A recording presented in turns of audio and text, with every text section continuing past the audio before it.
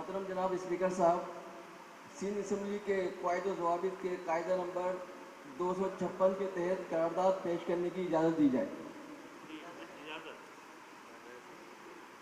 मोहतरम जनाब, कोरोना वबा के सिंध हुकूमत की नाकिस कोरोना वबा के खिलाफ सिंध हुकूमत की नाकिस व दोहरी हिकमत अमली पे इज़हार मजम्मत। कोरोना वबा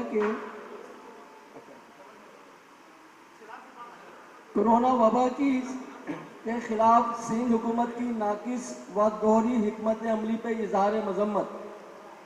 जनाब स्पीकर साहब, ये ऐवान इस बात को शिद्दत से महसूस कर रहा है कि हुकूमत सिंध कोरोना वबा पर अपनी नाकिस हिकमत अमली और दोहरे मेयार की वजह से न सिर्फ मौसर तौर पर इसका मुकाबला करने में नाकाम रही है, बल्कि इसकी जल्दबाजी और बग़ैर किसी हिकमत अमली के बाइस सिंध के अवाम को कोरोना वबा के साथ साथ मुआशी अजियत से भी माशी अजियत का भी शिकार कर दिया है।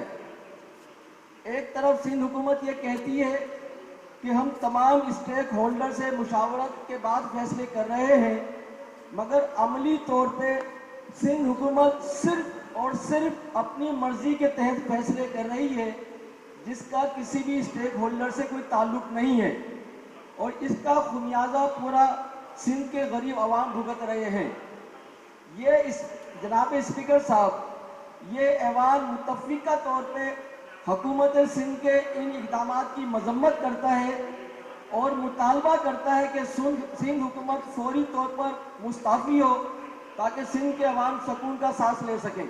बहुत शुक्रिया।